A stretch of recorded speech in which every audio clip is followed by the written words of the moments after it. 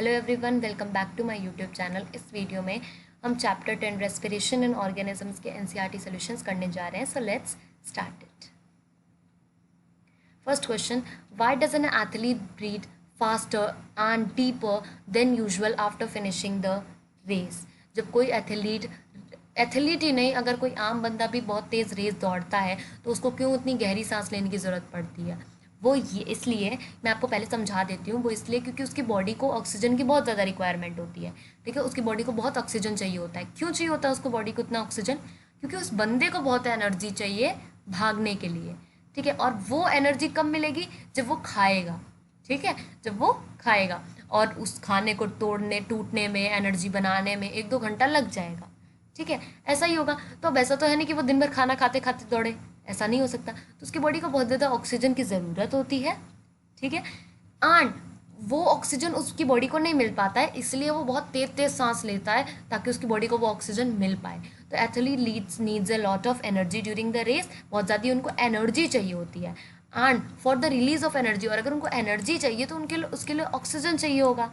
ठीक है, hence they breathe faster, इसीलिए वो बहुत तेज़ भागते हैं। पहला कारण ये, और को रेस भी फिनिश करनी होती है। एरोबिक रेस्पिरेशन और एनारोबिक रेस्पिरेशन के बीच में सिमिलैरिटीज और डिफरेंस बताओ। एरोबिक रेस्पिरेशन क्या होता है? एक बार just quick revision. Aerobic respiration वो रेस्पिरेशन होता है जिसके अंदर ऑक्सीजन की ज़रूरत पड़ जाती है, और अगर आपको एनर्जी चाहिए तो आपको ऑक्सीजन की ज़रूरत पड़ेगी। अगर आप एनारोबिक में क्या होता है, ऑक्सीजन नहीं होगा तो काम चल जाएगा। ठीक है, तो in both kind of respiration food particles are broken down to release. दोनों ही में अगर ध्यान से देखें हम, तो दोनों में ही काम हो रहा है किस चीज़ के लिए? एनर्जी। दोनों को ही एनर्जी चाहिए। तो पहली सिमिलैरिटी तो ये है। दूसरी सिमिलैरिटी ये है कि दोनों ही सेल्स के अंदर हो रहे हैं। ठीक है, आपके बॉडी के सेल के अंदर ही होना है, कोई बाहर तो हो नहीं रहा ना।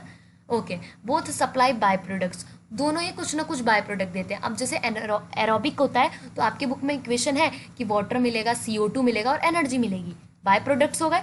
एंड एनारोबिक होगा तो अगर आपका एनारोबिक होगा तो आपको इथेनॉल एंड जो एनर्जी है वो दोनों मिलेगी। ठीक है, तो दोनों में बाय प्रोडक्ट्स मिल रहे हैं। अब डिफरेंस क्या है? डिफरेंस आप देख सकते हो कि एरोबिक में ऑक्सीजन चाहिए होता है, इसमें ऑक्सीजन नहीं चाहिए होता है। इसमें एंड प्रोडक्ट्स मतलब बाय प्रोडक्ट्स क्या होते हैं? CO2 और H2O, मतलब कार्बन डाइऑक्साइड एंड वाटर।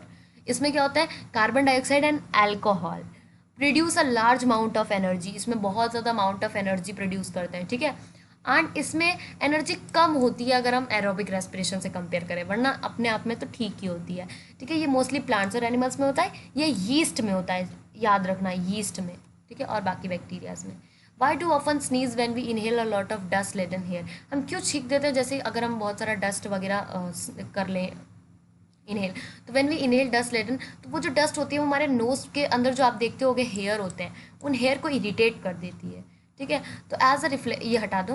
ठीक है, तो तो उस डस्ट को बाहर निकालने के लिए जो है हम छींकते हैं। ठीक है, और जैसे ही छींकते हैं तो वो सारा डस्ट बाहर निकल आता है। Okay, fourth, take 3 test tube, 3 test tube लो, एक को 3/4 ऑफ वाटर से भर दो और ABC नाम रख दो। ठीक है, एक को नहीं, तीनों को। ये आपने 3 टेस्ट ट्यूब ली। बहुत इंपॉर्टेंट क्वेश्चन है एग्जाम से, एग्जाम पॉइंट ऑफ व्यू से ये आता ही है। ठीक है, एक को आपने A बोल दिया, दूसरे को एंड इसको आपने C बता दिया। एक में आपको स्नेल रखना है, दूसरे में आपको वाटर रखना है, एंड लास्ट में snail, okay wait, a water plant. Okay, B में आपको वाटर प्लांट रखना है, एंड C में आपको स्नेल और वाटर प्लांट दोनों रखना है। अब बताओ किस टेस्ट ट्यूब में हायर कंसंट्रेशन होगा CO2 में? कौन सी टेस्ट ट्यूब में CO2 ज़्यादा बनेगी? बताओ मुझे, कौन से टेस्ट ट्यूब में?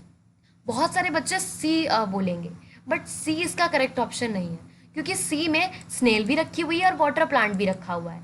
ठीक है, तो स्नेल क्या करेगी? कार्बन डाइऑक्साइड रिलीज करेगी, तो प्लांट उसको एब्जॉर्ब कर लेगा। ठीक है, ऐसे तो हमें मिलेगा ही नहीं CO2। And water plant B में क्या होगा?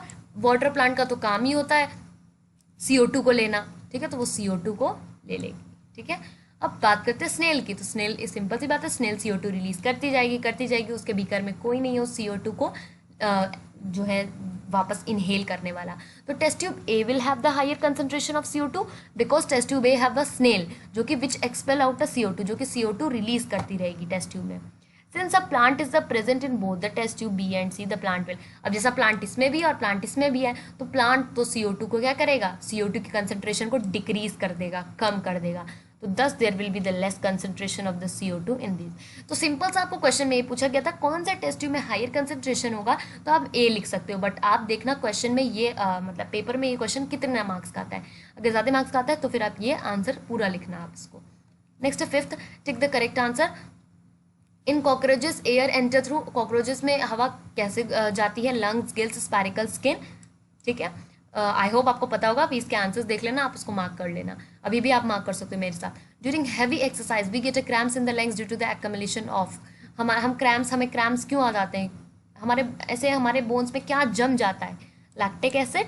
Normal range of the breathing rate पर minute in the average adult person of the rest is 15 to 18, ये नॉर्मल रेंज होती है ब्रीथिंग रेट की, ठीक है। ये बुक में होगा इसका ऑप्शन, कंफ्यूज करने के लिए आपको बहुत कुछ दे सकता है, 15-18 है, यहाँ पे 16-17 दे देगा।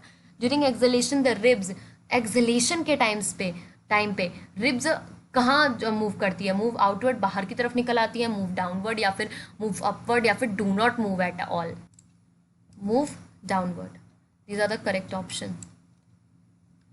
6th मैच द, आप इसको मैच करना है फर्स्ट कॉलम को सेकंड कॉलम के साथ, ही आपका क्वेश्चन है, इसका आंसर देख लो। यीस्ट एल्कोहल, अब इसका क्या रिलेशन है मैं आपको बताती हूँ, आंसर तो कहीं से भी लिख सकते हो, ओके। तो यीस्ट में क्या होता है, जब यीस्ट क्या करता है, बिना ऑक्सीजन के अपना एनर्जी लेता है, ठीक है। एनर्जी सबको चाहिए, यीस्ट को भी एनर्जी चाहिए, बट वो बिना ऑक्सीजन के एनर्जी लेना पसंद करता है, तो जब वो बिना ऑक्सीजन के एनर्जी लेगा तो उसको एल्कोहल ही तो मिलेगा, ठीक है, साथ में एनर्जी भी मिलेगी बट एल्कोहल भी रिलीज होगा।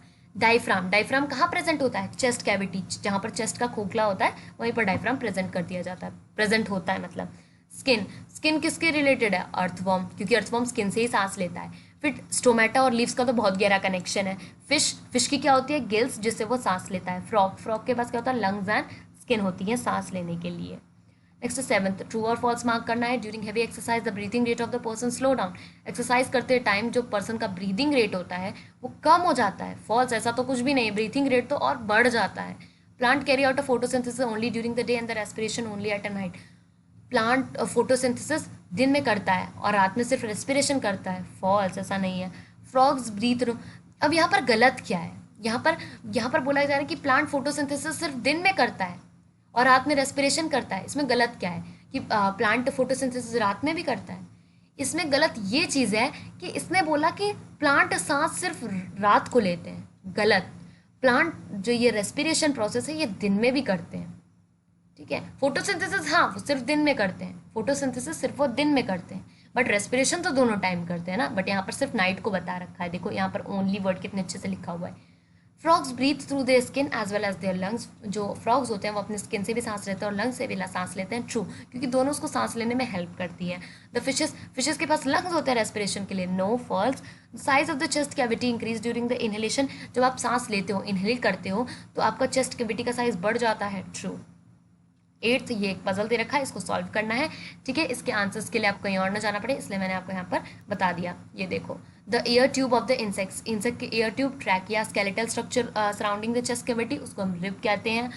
Muscular floor of the chest cavity, muscular floor का मतलब ये चेस्ट है आपका, ठीक है। ये चेस्ट के नीचे जो मस्कुलर फ्लोर होता है, मसल्स का बना हुआ क्या होता है, एक लंग्स होती है और एक डायफ्राम होती है। चेस्ट पे क्या होता है, दो ही चीज़ें होती हैं जो मसल से बनी होती है, एक लंग्स और एक diaphragm.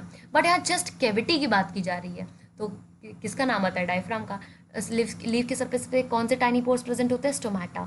Small openings on the sides of the body, insect basically cockroaches के बॉडी पर छोटी छोटी ओपनिंग्स होती है, उसको हम कहते हैं स्पाइरिकल्स। इसको याद कर लेना, 1 मार्क्स के लिए बहुत बेस्ट है।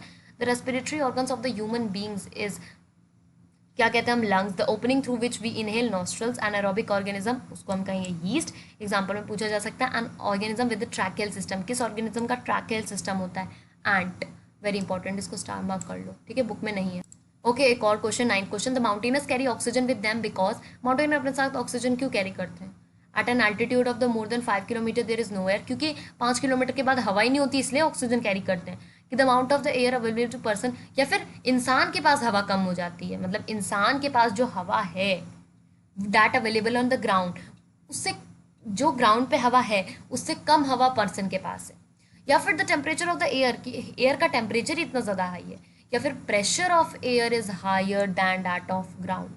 तो यहाँ पर है the amount of air is available to person is less than the available on the ground. जितना ग्राउंड में हवा प्रेजेंट है, ठीक है, जितना आपके आसपास में एनवायरनमेंट में जितनी हवा प्रेजेंट है, आपके पास उससे कम हवा हो जाती है। जैसे जैसे आप ऊपर जाते हो, देखो नीचे हवा कम है, सॉरी नीचे हवा ज़्यादा है, नीचे हवा ज़्यादा है, बट ऊपर जाते जाते वो धीरे धीरे कम होती जाएगी। ओके, सो यहाँ पर हमने एनसीईआरटी सॉल्यूशंस कंप्लीट कर लिए हैं इस चैप्टर के भी। एंड अगर आपको ये वीडियो अच्छी लगे तो इसको लाइक करना एंड शेयर करना अपने क्लास ग्रुप, स्कूल ग्रुप्स में, जिससे उनको भी ये नोट्स मिल सके एंड हेल्पफुल हो। एंड एक कमेंट तो ज़रूर करना कि आपको वीडियो कैसे लगे। एंड अगर आपका कोई डाउट हो वो भी आप कमेंट कर सकते हो। एंड आपको किस चैप्टर पर कैसी वीडियोज़ चाहिए वो भी आप मुझे कमेंट कर बता सकते हो। एंड चैनल को सब्सक्राइब ज़रूर करना एंड इस वीडियो को लाइक ज़रूर करना, नोटिफिकेशन बेल को ऑन कर देना, जिसकी वजह से आपको सारी वीडियोज़ मिलती रहेंगी। Thank you very much.